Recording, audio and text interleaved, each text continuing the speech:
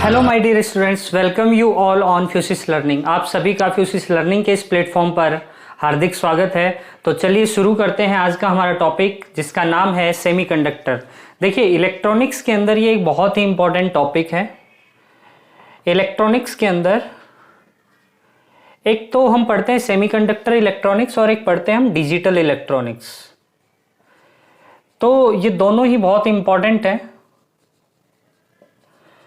लेकिन आज हम जो बात करने जा रहे हैं वो बात कर रहे हैं हम सेमीकंडक्टर के बारे में। तो क्या होता है सेमीकंडक्टर?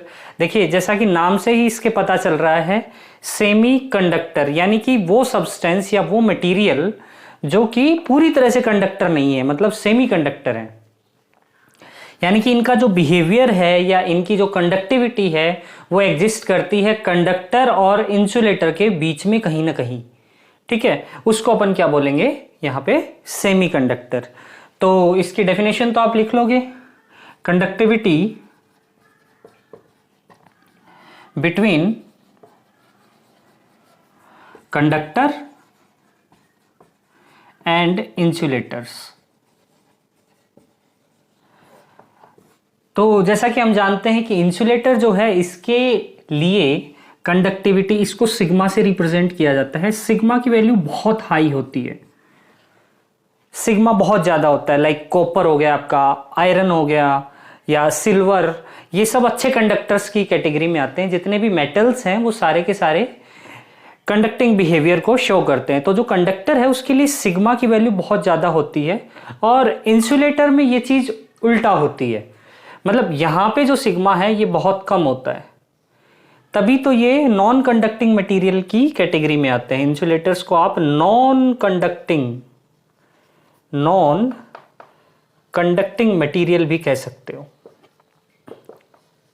ठीक है, तो ये तो हुई बात द टर्म कंडक्टिविटी। देखिए, एक टर्म और आती है जिसको बोलते हैं हम रेसिस्टिविटी।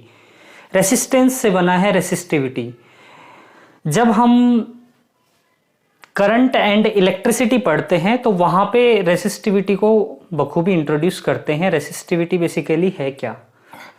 तो अगर हम इसके शाब्दिक अर्थ पे जाएं, मतलब शब्द है रेजिस्टेंस या रेसिस्टिविटी, मतलब कि ये करंट फ्लो को रेसिस्ट करता है, अपोज करता है, उसका विरोध करता है। मतलब जो सिग्मा है हमारा, ये जस्ट ऑपोजिट टर्म होगी किसकी? कंडक्टिविटी की। तो यहां पे जो रेसिस्टिविटी अगर हम बात करें तो ये बहुत कम हो जाती है, तभी तो करंट फ्लो होगा और कंडक्टिविटी हाई होगी। हम ऐसा कह सकते हैं sigma rho is equals to 1/σ।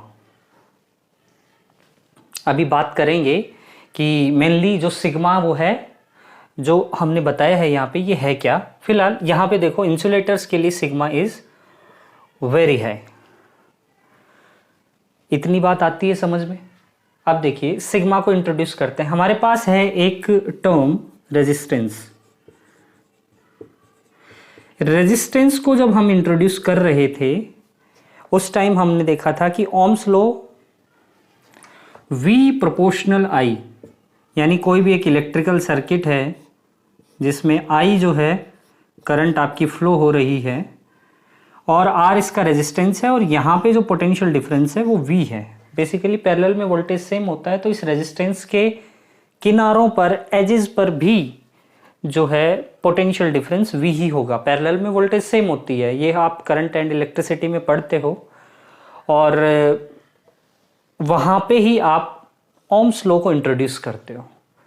तो जब इस प्रोपोर्शनैलिटी साइन को हम रिमूव करते हैं तो हमें मिलता है कांस्टेंट टर्म V बराबर R इंटू I। R यहां पे क्या है? This is resistance, this is the barrier या tendency to create the barrier in flow of this current. Current के फ्लो में जो बाधा बनता है वही रेजिस्टेंस है। तो यहां पे अगर रेजिस्टेंस हम देखें तो ये हो जाएगा V/I। अब एक चीज यहां पे ध्यान रखना, R जो है ये कांस्टेंट वैल्यू होती है, मतलब R can not be changed for a specific wire, या ये कह सकते हो स्पेसिफिक आउटपुट। यहाँ पे R रेजिस्टेंस में आप कोई भी चीज लगा सकते हो, एक बल्ब लगा सकते हो, एक हाई रेजिस्टेंस वायर लगा सकते हो यहाँ पे, या कोई फैन या कोई भी एक इलेक्ट्रिकल इंस्ट्रूमेंट। तो ये बात तो तय है कि वो हर बार एक ही तरह का बैरियर वहां पे इंट्रोड्यूस करेगा। मतलब R यहाँ पे एक कांस्टेंट वैल्यू होती है। R क्या होती है यहाँ पे? एक कांस्टेंट वैल्यू होती है, यानी कि जिस मैनर में आप ये पोटेंशियल डिफरेंस इंक्रीज करोगे, करंट भी उसी मैनर में, उसी अनुपात में, उसी प्रोग्रेशन के साथ इंक्रीज करेगी। मतलब V को आपने 2 टाइम्स किया तो I ऑटोमेटिकली 2 टाइम्स हो जाएगा। क्यों? क्योंकि R यहाँ पे क्या है? एक कांस्टेंट वैल्यू है। खैर, ये तो बात हो गई ओम्स लॉ का बेसिक अपन ने इंट्रोडक्शन दिया है। V और I के बीच में जो है ग्राफ, वो भी स्ट्रेट लाइन आता है। आगे हम सेमीकंडक्टर में डायोड के अंदर फॉरवर्ड बायसिंग, रिवर्स बायसिंग, बहुत सारी चीजें पढ़ेंगे। वहां पे इस कैरेक्टरिस्टिक कर्व की भी बात करेंगे। ये वहां पे थोड़ा सा चेंज हो जाता है, और वो किस मैनर में चेंज होता है वो भी हम आगे देखेंगे। फिलहाल ये देखिए कि ये जो टर्म रेजिस्टिविटी है, ये आई कहां से? देखिए, अगर हमारे पास एक कंडक्टर की मैं बात करूं,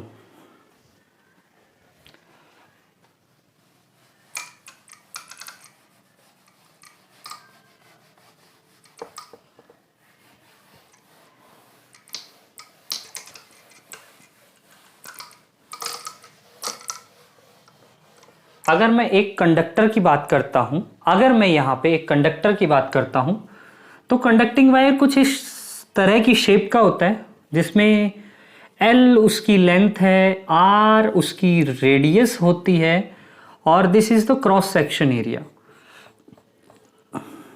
let's suppose this is A। तो यहां पे एक बात समझने वाली है कि अगर यहां पे करंट फ्लो हम करेंगे, I करंट मान लो हमने यहां पे फ्लो की, तो ये करंट की वैल्यू बढ़ेगी कब? क्या इसकी हम लेंथ बढ़ा देंगे तो करंट इजी फ्लो होगा, या फिर इसका एरिया बढ़ा देंगे तो करंट इजी फ्लो होगा? देखिए, एक बात यहां पे बहुत इंपॉर्टेंट है कि जो करंट है वो हमेशा कंडक्टर के सरफेस पे जो है फ्लो होती है। जैसे ये मेरे पास वायर है, तो यहां पे इसका क्रॉस सेक्शन एरिया मान लेते हैं, एक वायर के कंपैरिजन में, कोई भी एक वायर एज्यूम कर लो, उसके कंपैरिजन में इसका क्रॉस सेक्शन एरिया ज्यादा है। मान लो ये कंडक्टिंग है, हालांकि ये प्लास्टिक है, इंसुलेटर, बट मान लो कि ये कंडक्टिंग वायर है, तो इसका क्रॉस सेक्शन एरिया की हम यहाँ पे बात कर रहे हैं। ये जो एरिया है, ये जितना ज्यादा होगा उतने ही ज्यादा अमाउंट में यहाँ पे करंट फ्लो होगी। मतलब एरिया के डायरेक्टली प्रोपोर्शनल हो जाएगी current. That means resistance obviously कम हो जाएगा, यानी resistance is inversely proportional to the cross section area of the conductor. Here R is resistance and A is area. And अगर हम लेंथ ज्यादा बढ़ाएंगे, तो मुझे एक बात बताओ, जैसे आपको चलने के लिए कहा जाए कि आप 10 मीटर की दौड़ लगाओ, आप इजीली लगा सकते हो। वहीं अगर मैं कहूं आप 100 मीटर की दौड़ लगाओ, तो आपको थोड़ा सा वहां पे एफर्ट्स ज्यादा लगाना पड़ेगा, यानी कि वहां पे आपको रेजिस्टेंस भी ज्यादा फेस करना पड़ेगा। मतलब रेजिस्टेंस जो है लेंथ बढ़ने के साथ साथ बढ़ जाता है। बस ये दो चीजें हैं, इन दोनों चीजों से हम एक कंक्लूजन निकाल सकते हैं कि R प्रोपोर्शनल L/A। और जब इस प्रोपोर्शनैलिटी साइन को रिमूव करते हैं, तो एक अनदर कांस्टेंट यहां पे इंट्रोड्यूस करना पड़ता है हमें, that is rho, and this rho is called resistivity. आई बात समझ में? रेसिस्टिविटी। आगे बढ़ते हैं। देखो, अगर हम रो की बात करें तो रो यहां पे हो जाएगा RA/L। एरिया इधर मल्टीप्लाई में, एर लेंथ डिवाइड में चली जाएगी।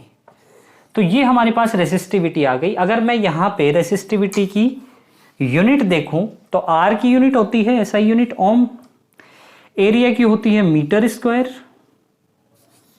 एंड लेंथ की होती है मीटर। 1 मीटर से 1 मीटर एलिमिनेट हो जाएगा।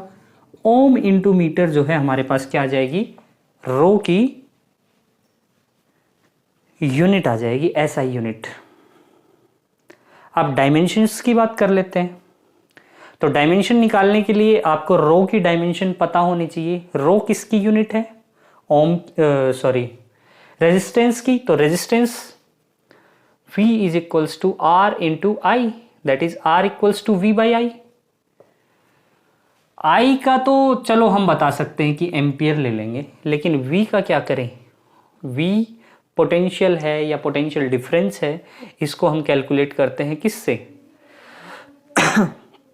V इक्वल्स टू ED, एक बेसिक फॉर्मूला है, जो इलेक्ट्रोस्टैट में आप पढ़ते हो, इलेक्ट्रोस्टैट की जो प्लेलिस्ट है उसमें जाकर के आप देख सकते हो इलेक्ट्रिक फील्ड की पोटेंशियल के साथ में रिलेशंस आपको बताया गया है, उस रिलेशन को वहाँ पे देख लेना, V equals to E into D. तो E इलेक्ट्रिक फील्ड है और इलेक्ट्रिक फील्ड जो है इसकी यूनिट क्या होगी या डायमेंशंस अगर हम देखें तो E जो है F is equals to Q E से दिया जाता है। तो E हो जाएगा अपना F अपॉन Q और फोर्स जो है इसका आप जानते ही हो ml t-2 और Q का हो जाएगा AT एम्पियर इंटू टाइम। भाई अगर ये चीज़ें आप नहीं जानते हो तो ये मान लो कि आपको बेसिक्स पे बहुत अच्छा काम करना पड़ेगा। जो बेसिक्स आपको बताए गए हैं उन चीज़ों को आप दोबारा से देखिए और उन चीज़ों पे थोड़ा सा काम करना शुरू कीजिए, क्योंकि यूनिट एंड डायमेंशन एक ऐसा टॉपिक है जिससे हर बार आपका जेई और नीट दोनों ही के अंदर बहुत सारे सवाल पूछे जाते हैं। तो देखिए यहाँ से हमें इलेक्ट्रिक फील्ड मिल गया, इलेक्ट्रिक फील्ड मिल गया तो हम V भी निकाल सकते हैं इलेक्ट्रिक फील्ड में L1 से मल्टीप्लाई करके, तो ये हो जाएगा M L2 T-3 and A-1 और इसके अंदर अगर I एम्पियर का एक बार और डिवाइड करें तो हमें डायरेक्ट रेजिस्टेंस की क्या मिल जाएगी, डायमेंशन मिल जाएगी, M L2 T-3 A-2। ठीक बात है, ये आ गया हमारे पास रेजिस्टेंस का डायमेंशन। और अगर रेजिस्टेंस का डायमेंशन आ गया तो रेसिस्टिविटी का भी आ जाएगा, उसमें एक L1 से और मल्टीप्लाई कर देंगे तो यहाँ हो जाएगा रो और L2 था तो L3 हो जाएगा यहाँ पे। ठीक बात है, this is the dimension of resistivity and unit आप जानते ही हो ओम इंटू मीटर। अब सिग्मा के लिए वो चीज़ें इतना सारा काम करने की ज़रूरत नहीं है। सिग्मा आप जानते हो, सिग्मा होता है 1/ρ, यानी कंडक्टिविटी रेसिस्टिविटी का जस्ट रेसिप्रोकल होता है। तो यहाँ पे 1/ρ अगर हम करेंगे तो ये हो जाएगा ohm inverse metre inverse and the dimension for sigma will be m-1 L-3 T+3 A+2 that is the resistivity. तो हम बात कर रहे थे सेमीकंडक्टर के बारे में। तो सेमीकंडक्टर के लिए ये जो कंडक्टिविटी है ये मीडिएटर होती है, बीच में होती है, ना ये कंडक्टर की तरह बहुत ज़्यादा होती है और ना ही सेमीकंडक्टर की तरह बहुत कम होती है। तो इस तरह के मटेरियल्स को अपन क्या बोलते हैं, सेमीकंडक्टर बोलते हैं। अब कुछ एग्जांपल्स देख लेते हैं कि सेमीकंडक्टर बेसिकली, ये तो बता दिया सर कि मेटल्स तो हमें पता है, एल्यूमिनियम हो गया, कॉपर हो गया, इस तरीके से, लेकिन आपने ये तो बताया नहीं कि सेमीकंडक्टिंग बिहेवियर कौन से एलिमेंट्स शो करते हैं। तो देखिए हमारी पीरियोडिक टेबल के अंदर एक फोर्थ ग्रुप के एलिमेंट आते हैं जिनमें आता है silicon and germanium.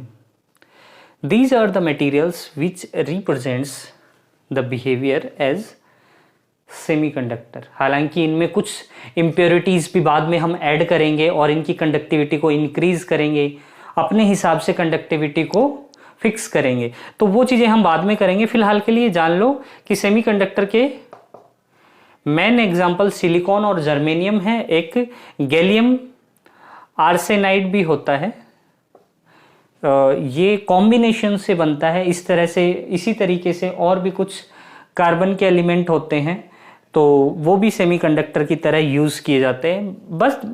But mainly जो है सिलिकॉन और जर्मेनियम को हम यहाँ पे फोकस करेंगे। सिलिकॉन और जर्मेनियम के बारे में जानेंगे कि किस तरीके से इनको इंट्रोड्यूस किया जाता है। ठीक है, तो सेमीकंडक्टर की शेप क्या होती है देखिए। अच्छा एक चीज़ बताओ मुझे, एक सवाल तो यहाँ पे आपके दिमाग में आ ही रहा होगा कि अगर हम बात करें सिलिकॉन और जर्मेनियम की तो ये फोर्थ ग्रुप में आते हैं।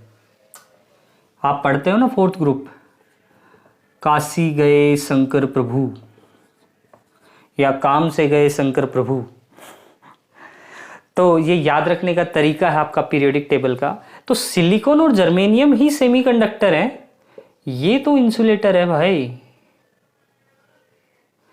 तो कार्बन क्यों इंसुलेटर की तरह बिहेव करता है और सिलिकॉन और जर्मेनियम क्यों सेमीकंडक्टर की तरह बिहेव करते हैं, इस सवाल का जवाब मुझे आप लोग देंगे। और जो नेक्स्ट क्लास होगी उसमें इसका फाइंड आउट करना कि क्यों ऐसा होता है, फिर वहीं यहीं से हम अपनी नेक्स्ट क्लास स्टार्ट करते हैं। तो सेमीकंडक्टर की ये इंट्रोडक्टरी क्लास थी। आई होप आपको मज़ा आया होगा। 15 मिनट्स टू 20 मिनट्स की अपन एक स्मॉल सेशन की तरह मज़े से इन चीज़ों को पढ़ेंगे।